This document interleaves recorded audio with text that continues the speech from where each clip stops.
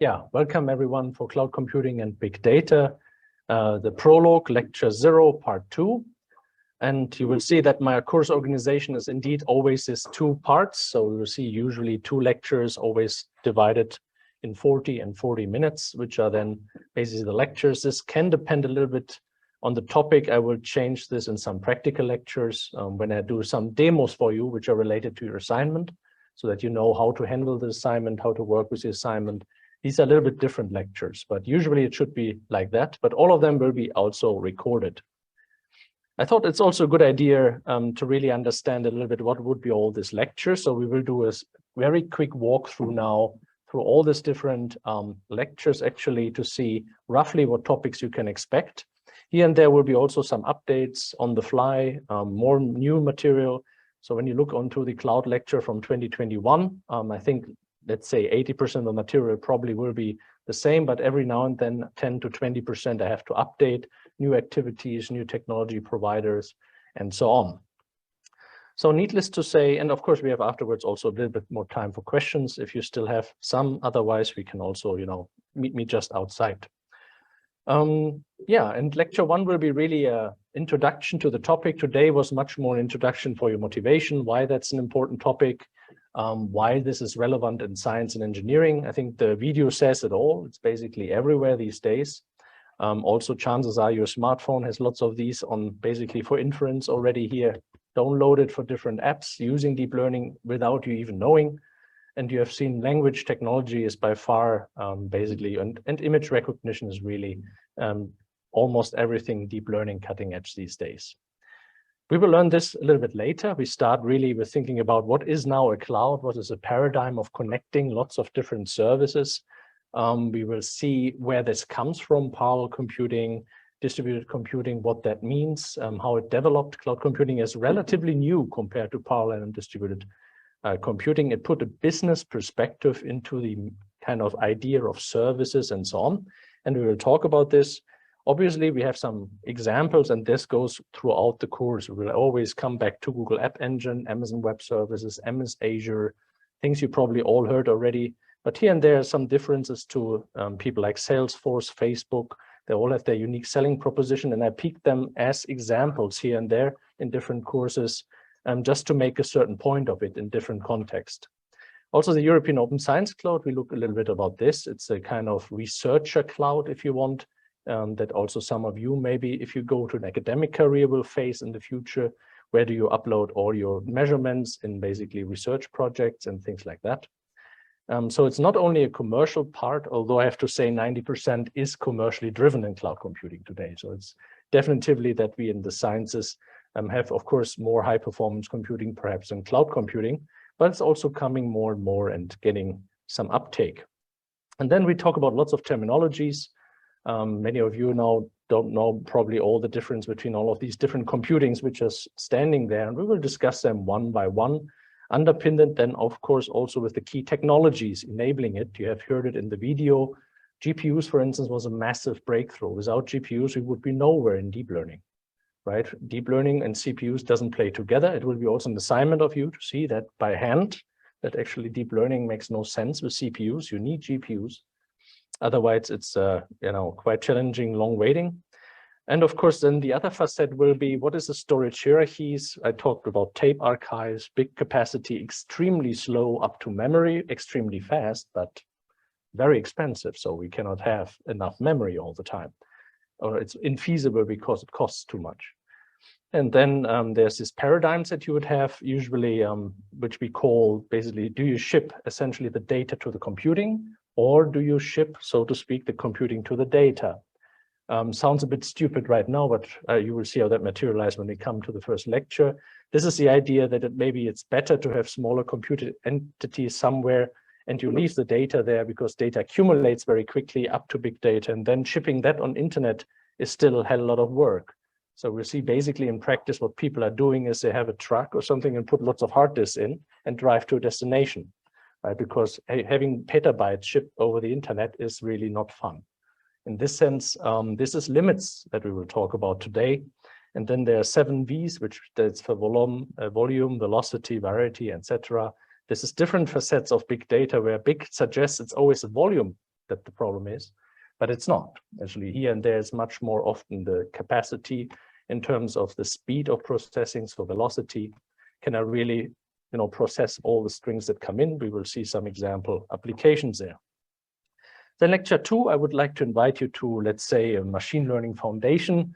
I did this in the course now based on many years on the, let's say, assumption that you don't know anything about machine learning. So don't worry, even if you are not having, let's say, everything perfect known in your head about linear algebra and things like this. This is a really moderate introduction and not very deep. But we need this knowledge a little bit to understand then why later on GPUs and GPUs and clouds are really perfect for deep learning. It is all based on linear learning models. We will start with a little bit very slow. The simplest learning model in machine learning you can have almost. It's a perceptual learning model that you also saw in the other video that we had before, modeled after the human brain a little bit.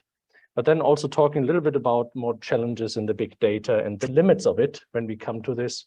And of course, using it then slowly in different cloud offerings. We will also see that machine learning has many services in the cloud for many different packages, many ways of accessing it. Pure Python, many people use Jupyter notebooks. Have you used that maybe in the past, Jupyter notebook?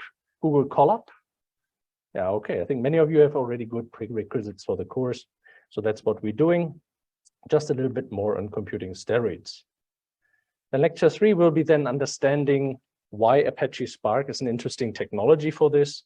Many of the offerings in cloud computing are actually based on Spark. It has different libraries, which makes it really interesting to look at this technology. We talk about these different capabilities, which are mostly nicely in terms of high throughput computing because it's really resilient and fault tolerant, right? So in HPC, when you have some big job like a weather forecast and it fails partly, then you have to resubmit the whole job. Here you have frameworks which automatically resubmit parts of analysis that automatically understand, oh, there's a job, there's an error in the job. We just resubmit somewhere where the data is again. And all this automatism, this is something, of course, where also the cloud is very good in. So these are capabilities we will talk a little bit about when we talk about Spark. We will talk then also starting slowly with the kind of idea of swiping the credit card, because usually when you have an HD Insight, for instance, from Microsoft Azure running, that's the Spark service and the open source Apache tools, then directly the money is running, right? So we have to start about thinking cloud computing has a very nice idea of making money. It works perfectly well. And it's a dangerous way also for many startups maybe that run a service for months and then realize, oh, that was a lot of costs. Because a cloud service is running even if you use it or not. And these are service models that we will discuss about where are the dangers in this, especially for small companies. Sometimes it's pay-per-use, but sometimes subscription models. And when the HD Insight Spark cluster is there idle, nobody's using it, you still have ordered the HD Insight cluster to be ready, full charge, right? So these are things where you have to learn this a little bit in cloud computing, and I try to be as best as possible, let's say, neutral to all the cloud providers, because some have better services than the others, but I try to give you insights from all the different perspectives as a university being more or less neutral. Of course, some have really strong services. As I said, HD Insight with Microsoft Azure is quite good, and Amazon has its capabilities somewhere else here and there. We will talk about this. Then in the more conceptual part, so this was largely assignment 1, basically coming very quickly up. Then basically we make a short break and thinking conceptually again with the data center design, and hopefully if all goes well, we can also actually look at the Borealis data center branch we have here in Reykjavik. If not, we maybe go to Bern. So usually before COVID, it was always working well that we could go. Of course, since 2 years, we didn't go anywhere because of this pandemic. But we will look into a data center itself. And there are lots of different elements to learn about. Things like second floors, cooling matters a lot for data centers. So why is that important? Then the ideas of how you make the computing happening there. Again, things like applications matter. Virtualization matters. Have you heard about this term, virtualization, I hope? In 101 computer science or so, VM, virtual image.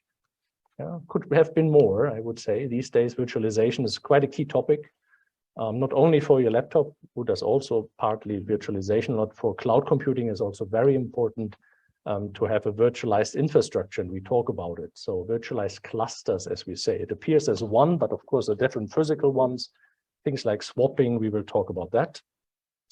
Needless to say, here and there we do some cool Icelandic examples. You have heard that Europe has a problem in energy these days. In fact, in Japan, they had to turn off the supercomputer to 1/3 of its capabilities in Fugaku. Germany is facing similar problems, so we have to cut down on computing because there is no energy. And for Iceland, it's basically not a problem, right? So we have always renewables, we have always behind these basically hydropower, geothermal power, where it's not directly on oil or so on. But yeah, this is a topic we'll talk about. So why Iceland and Nordic states are a very good position for these centers, and why more and more come here, of course, for Bitcoin mining on the one hand, but also for applications. For instance, in Verne Global, it's at the Keflavik Air Base. Some of you maybe know on the left, there was an old US-American air base. There's no Verne Global inside, and they actually did the BMW modeling with one of their customers. So it's quite an international company these days. And what they can sell is, of course, green and clean, right? So they use computing green and clean, where Iceland and other players have really unique capacity, and that we also play here and there when we do new centers like the Reykjavik Institute we talked about, and so on. And this will develop, of course, gradually. It's clear that in this lecture today as a prologue, you cannot understand all of these terminologies. The idea is just that you roughly know what you will face in all of these different lectures, and they build on one each other so that you basically then get more and more knowledge what clouds are. In this regard, we have also a little bit to discuss what is a public cloud, what is a private cloud, what is a hybrid cloud. Heard about that maybe before, right? The sensitive data, for instance, is a big issue. Private clouds play a role there, or hybrid clouds if you want to have peaks supported, let's say in computing. Service models, again, pay-per-use, pay-as-you-go, and so on, will be also a topic there. Then again, towards your next assignment, the assignment 2 then will be basically a little bit about MapReduce. I already asked if some people have heard about it. Here you really have a kind of paradigm that stands the test of time. And it's no wonder, because it's based on one of the traditional computer science paradigms that you have, basically one in the 101 computer science, which is called divide and conquer. I think you heard about this, right? A big problem crunched into smaller pieces, which is a success of MapReduce, essentially, making it also somewhat different, if you want, from high performance computing, right? Where we do massive parallelization communication with basically every little time step to compute the heat in the room, a smoke somewhere. That's what we do in HPC, always communication. Here in MapReduce is basically you have a big problem, you chop that into smaller pieces, and then you just want to have a high throughput of all these smaller pieces. So you don't communicate again so much between each other. You're just more interested in the end result, having broken that into smaller pieces, and then basically report the result. And we will talk about this. Also, basically on the kind of 3 phases, you would suggest this might be an error, but I found over the years, the students can best understand when we put it into 3 phases, where then also the added value comes, because something is happening between map and reduce, right? It's basically sort, shuffle, sort. There's a specific key value pair idea behind it to help you there. And that's why it's basically 3 phases and we talk about it. And this has lots of automation also basically inherently. And that's why this basically MapReduce implementations in Hadoop, in Spark and others have survived the test of time, because there's this interesting structure. We talk a little bit about some applications in different areas, just that you see it's really used in bioinformatics, but also for machine learning again. Some applications you can use it there. We use a famous one called PageRank, which is basically inspired from the websites of internet and so on. Or some flaws also in Google Flu predictions, which are also tricky. And we will learn about this, why that is not so easy. Quickly then, as second part, so to speak, of the assignment, you should learn a little bit that really deep learning is fueled by GPUs, as I said earlier. So we will start really little by little building on the perceptron we learned in the machine learning, right? This one neuron, the simple linear learning model that we then extend to nonlinear learning. Also here we keep the mathematics to a moderate degree. If you really want to do deep learning more, I suggest you another course really where you do 1 by 1, or Coursera has good courses. I think the one from Magnus at one point in time was based on Coursera or something like this. So basically, it's not a full deep learning course. That's what you should get away with. But essentially, it captures the essence, why computing is important, what are the kind of computing elements we use there for different parts of deep learning. which is training and then testing, validation, and essentially also why there's basically different architectures existing. As said earlier, deep learning is not just more deep neurons and a deep neural network. That's not why it's so successful. Successful is really the architectures. If you have time series analysis, gated recurrent units, LSTMs, long short-term memory, these are now modus operandi in actually time series. So this is all something where we will learn essentially about, different areas, and then also data types coming in, big data in terms of images, where you use maybe a CNN, or big data in sequences, could be text. Everything is a sequence in terms of time series, could be text, could be a measurement device, and these will be also different models then. And of course, all of this is blended then. What would be examples like SageMaker in AWS services? What would be the cloud service enabling that? Of course, we're a little bit limited and cannot use all of them because they cost hell a lot. And as I said, since the pandemic, they really grow down in terms of the academic support. I hope this is coming back more and more. But still, we will see at least the essence, how many services are around there. Then we go deeper into some of the deep learning applications also for your assignment to really understand a little bit the computing footprint in that. There are different models that we have here. We will have also some invited speakers here at that point in time from my remote sensing team, for instance. And we'll really dive a little bit more in understanding the computing parts of these models. Again, we keep the mathematics here also to a moderate degree, but at least you know then that these different kind of applications have all their interesting ways of just being enabled by deep learning and clouds and HPC. Then when we have done this and you work on the second assignment, basically we have more conceptual topics again a little bit. Infrastructure as a service means really more or less the computing itself, the bare metal infrastructure. Obviously, when you have a cloud that is just a website where you swipe your credit card, behind it must be somewhere the computing, right? So there's a real computing infrastructure in terms of physical devices somewhere, and this is the infrastructure that you can have.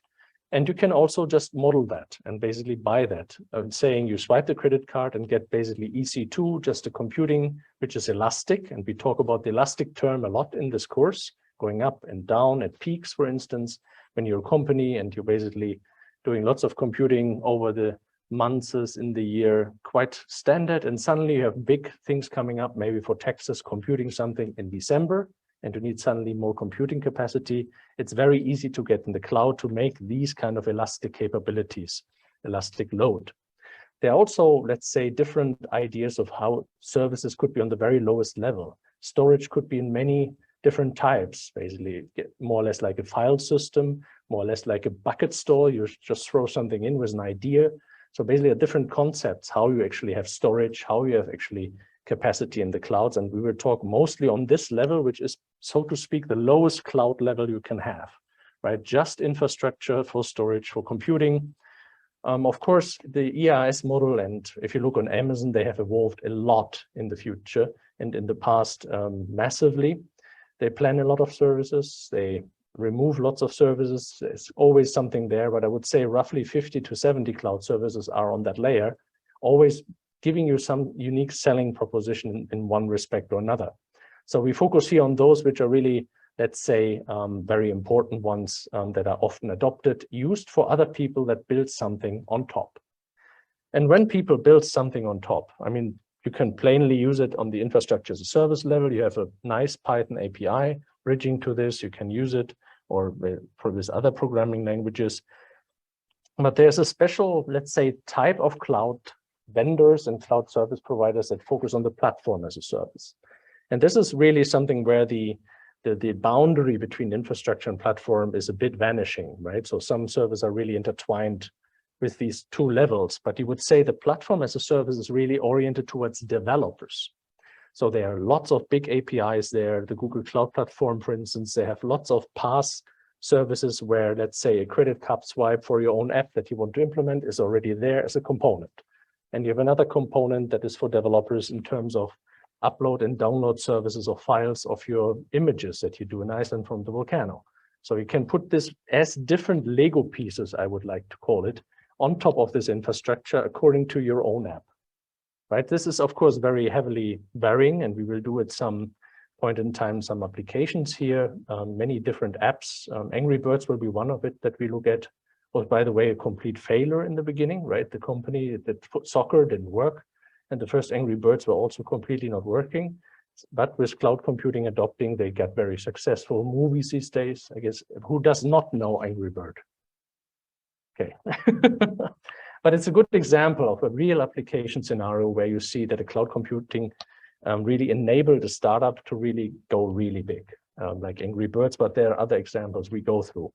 And here's the idea that you don't develop on your own new services, you just adopt different Lego bricks. They're already there. Of course, you have to pay here and there, but of course, that's what you put in your customers' bill if they use your app, basically. And with this, you have a very strong, scalable way to scale to many users, right? This is one of the biggest problems that we will discuss there. So how you go basically from a small Blizzard game online suddenly to very, very many users, or the same with basically Angry Birds. So suddenly it takes off, and then you have to scale the IT infrastructure. You have to scale the computing with it. Because when you customer swipe the credit card, but don't get the app, they will throw it away and you don't get the money. So the scalability in these platforms is a very key success. The APIs, the SDKs is another. How to access these services is very flexible to build your own applications. That's why PAAS is mostly oriented towards developers. Lecture 10 is then the top of the stack, you would say. So software as a service, these are things you already use on a daily basis. I mean, many of you probably use Google Docs. It's a good example of that. Zoho, CRM systems, content, basically, the different enterprise resource planning ideas of services, Salesforce. We use, for instance, Asana now in our research group for task management. It's also a cloud tool. So many of these are basically just swiping credit card and you have the end solution. It's not for developers, it's just a customer thing, right? So here and there, we also updated this a little bit. We look a bit like Netflix services and other SaaS solutions. But they all share in common that, of course, everything is more or less like a black box. You just get the service you want to. You don't really usually think about computing anymore. You have the end system there. And of course, Google should scale to 20 or 100 users at the same time. But how that is done, basically, we look also a little bit behind actually what's there happening. So coming from that to be more conceptual topics, to be honest, because there's also lots of things, black boxes where we don't know all the details always. We come to concrete topics again in lecture 11, where we will then have some invited topics also from my PhDs again, talking also about, frequent shopping mining of data, basically always by diapers and beer. Why do you know why they're basically always bought together? That is what we will find out in the algorithms. It's the parents, that have diapers and kids. They cannot go to the pub anymore. They have to get beer at home. That is a solution for that. No, I mean, honestly speaking, there are lots of these patterns in shopping lists. And then we will talk about some algorithms that really can benefit then from this big data and really find these interesting rules. We used it now in several research projects, and my PhD will report a bit about it, like Parfum and so on, just to give you an indicator that this is really used in practice. Another one is then clustering. What you see here again, basically here's an example of a laser scan in the city that don't have really buildings, but when you go through it, you see here and there that essentially you can reconstruct the city from this laser kind of scans, or if you want to do big data, that's what we'll discuss, then here you have the whole Netherlands to reconstruct out of just pure laser scans, right? And this needs clustering to reconstruct buildings. It needs hell of a lot of computing, especially if people want to use it by saying have a Google Earth-like or Google Map-like experience. So these are then a few algorithms that can really benefit from, kind of cloud data mining, big data analytics. The real name for it is a little bit vague. There's always different ones that are used in this context, but they all share basically the idea of big data and are maybe not directly machine learning or neural networks. So they have specific algorithms targeting special problems. Then when we have done this, and when we start the final, essentially assignment, basically, then we will talk also about how we basically would now think of operating ourselves, clouds, to understand that better. Someone, have you heard from Docker maybe before? Docker containers? Okay, very many, that's cool. Which course teaches this actually? Here in the university, someone? Not really, no, I would know. Have you heard from Singularity, however? Aptainer. Okay, you, of course, yeah, okay. This is basically, Singularity is a similar thing for, high performance computers, for cloud computing, and they moved to Aptainer now after being in the Linux Foundation. But here the idea is, of course, using this kind of containerized application. So we'll talk about this a little bit. Also think about the distribution strategy with Apache Mesos or other deployment models, how you get really a Docker running, what the difference between virtualization, right? So what's the difference between having a Docker container or a VM? What is the difference between, then a little bit Singularity, Aptainer, and Docker? Here and there we will have also interesting niche markets there, like Übercloud, and which basically focus then on being interoperable with many of those solutions using this container technologies. I just show you that there's really a niche market opportunity always in cloud computing, which we then take a little bit with the so-called Übercloud.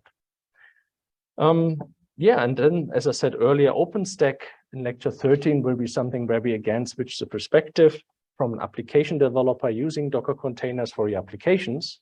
We go now more to the fact that, you are the IT guy in the company somewhere, and they will task you, create your own cloud, please, right? You don't trust Amazon, too expensive maybe for a startup. MS Azure also charges a lot, or you have medical device data you don't allow to upload in the cloud because of GDPR and consent and stuff like this. So there are building blocks, an OpenStack, which is your own, let's say, operating system or collection of components which you can use for computing, for storage. The services are all there, from the federated identity up to download, upload services. And we'll see some applications that successfully built on OpenStack. Again, I think Blizzard will be also here one example, where they basically scale with this OpenStack technologies because they are already open source technologies that can do the job. Of course, the physical infrastructure needs to be still there, right? These are just software components to build your own cloud. When your boss says you want your own cloud, then you also have to have a bit hardware, right? So there's no point around it. A cloud has to be, living from something. On an open cloud, we will see some examples then, and it's really, I think these days really broadly used, mostly for hybrid cloud, so that in peak times, you still maybe want to be interoperable with Amazon, with MS Azure or so on, or IBM cloud solutions. But in the end, OpenStack is really so successful because it's, again, an open source community.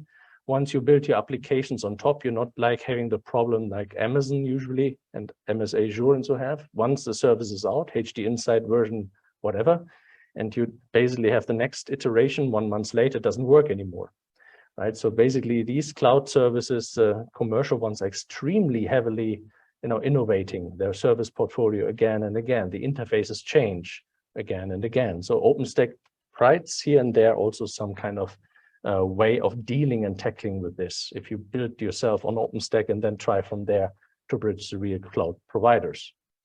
And of course, lots of web applications can use OpenStack. Again, it's a big box of Legos, if you want, you combine them in different pieces in order to get your concrete application going.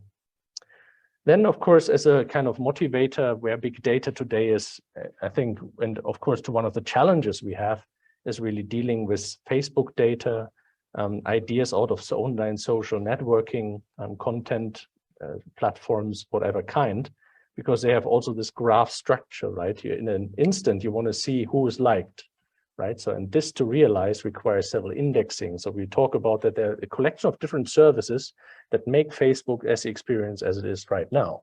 And all of that is fueled by cloud. And you will see there are smart architectures behind it, more graph infrastructures we will talk about to really get then this kind of experience of the users, because otherwise nobody will use Facebook, right? We had, for instance, a German one called StudiVZ. Nobody was using it because it was not scaling. The user experience was not nice, right? So, but Facebook was nice. So everybody was using that. And StudiVZ in Germany was the same idea, completely the same, with profiles. And I bet many other countries had similar solutions. But Facebook really scaled, had a very good idea. And with this, we will talk about this a little bit. And of course, cloud computing inherent is there everywhere in these social networking. Here and there, we'll also talk then in this context a little bit how that all works with the advertising, right? Because Facebook in the end is free, so why they do this all, but you will see then, I talk with you about Google ads and Facebook ads and this kind of elements, how you also maybe can make money with AdSense, putting things on your website and so on, which is the other way around, basically, if you want to offer things and keywords and so on. We talk a little bit about that and how all of this money is flowing into this online social networking without you even paying, right? YouTube is also for free. Of course, they have a premium model, they have ads here and there and things like that. Good, and we finish then with big data streaming. Admittedly, is really a still research topic, how to deal with all the streams of data. We will use an astronomical device, for instance, for it. It's 1 petabyte is not a problem, but a 1 petabyte per 20 seconds is a problem to digest, right? It's a new system we're developing right now, and nobody knows how to handle it. These streams of data and how to find it. CERN is a little bit similar in this direction. They filter out a lot of data before they actually work on the data, because it's a constant stream that comes out of Large Hadron Collider in the HEP community. And we talk about this, of course, what are the tools for it, like Apache Spark, again, has some interesting libraries for it, Apache Flink. But here and there, I think the future will be towards this direction, because our silos are running full, right? We're having not capacity anymore. And if we have the capacity, my center and Jülich has lots of petabytes, not a problem, but many of them, very many, in this kind of tapes. So, and once they are trapped in tapes, it takes many, many days to get the data out, right? When you have big data. Many small files, for instance, takes ages to get out of a tape archive. So we are not ready, so to speak, for this big storm of data, so to speak. And this will be an active research in the future. Then the epilogue, which is a very, very final lecture, is actually a very informal lecture where I show you all different job descriptions, actually online, from LinkedIn up to Glass and whatever websites exist, where I match the keywords that we have in the course to your job offerings, maybe of the future, where you see there are jobs in Iceland, where we have jobs internationally. We will review a little bit the idea of thinking about what you have, in terms of skills acquired from a different perspective, not just, let's say, the bullets and the lectures, but more conceptually in the landscape. And of course, also we can discuss, further topics of research if you're interested in the academic track, for instance, or if you want to have contacts, basically to cloud providers here in Iceland, or if you do basically an intern or projects and so on. This will be also part of the lecture. It's a very informal one, very much at the end. Right, and I just want to conclude today. Again, you see the video, but as I said earlier, right, every lecture has lots of lecture bibliography. If you want to learn more, you see always in context, you have lots of these, things. And I also can already take the opportunity to my research team. You see here my research group, several of them, of course, already finished. The first is actually already a professor, Gabriel here, that was basically just here and does the other course I mentioned. But many of them are basically part. Johannes, I have to add still your photo here. So sorry for that. But in the end, that's something where I'm also grateful for many of the contents you see when we come up to scaling. All of these PhDs you see there from my team have helped me in one way or another. This is a guy, Christian, he was doing the soccer watch thing, for instance, just as an example. He is not anymore a PhD student, but I like still to talk about it. In one respect, a professor should also get the guys ready for industry and not only all for the academic track. Let's have the final video of today, but I invite you to drink coffee with me outside if you want. If you have more questions that go beyond here, I will be still around and not running away. Just one small video as a summary of deep learning and a bit more of core computing so that you know what it is when you come out here. Cloud computing is the on-demand delivery of IT resources via the internet, with pay-as-you-go pricing. Instead of buying, owning, and maintaining physical data centers and servers, you can access technology services such as computing power, storage, and databases on an as-needed basis from a cloud provider like Amazon Web Services. Organizations of every type, size, and industry are using the cloud for a wide variety of use cases, such as data backup, disaster recovery, email, virtual desktops, software development and testing, big data analytics, and customer-facing web applications. For example, healthcare companies are using the cloud to develop more personalized treatments for patients, Financial services companies are using the cloud to power real-time fraud detection and prevention. And video game makers are using the cloud to deliver online games to millions of players around the world. With cloud computing, your business can become more agile, reduce costs, instantly scale, and deploy globally in minutes. Cloud computing gives you instant access to a broad range of technologies so you can innovate faster and build nearly anything you can imagine. From infrastructure services such as compute, storage, and databases, to Internet of Things, machine learning, data analytics, and much more. You can deploy technology services in a matter of minutes and get from idea to implementation several orders of magnitude faster than before. This gives you the freedom to experiment and test new ideas to differentiate customer experiences and transform your business, such as adding machine learning and intelligence to your applications in order to personalize experiences for your customers and improve their engagement. You don't need to make large upfront investments in hardware and overpay for capacity you don't use. Instead, you can trade capital expense for variable expense and only pay for IT as you consume it. With cloud computing, you access resources from the cloud in real time, as they're needed. You can scale these resources up and down to grow or shrink capacity instantly as your business needs change. Cloud computing also makes it easy to expand to new regions and deploy globally in minutes. For example, Amazon Web Services has infrastructure all over the world, so you're able to deploy your application in multiple physical locations in just a few clicks. Putting applications in closer proximity to end users reduces latency and improves their experience. No matter your location, size, or industry, the cloud frees you from managing infrastructure and data centers, so you can focus on what matters most to your business.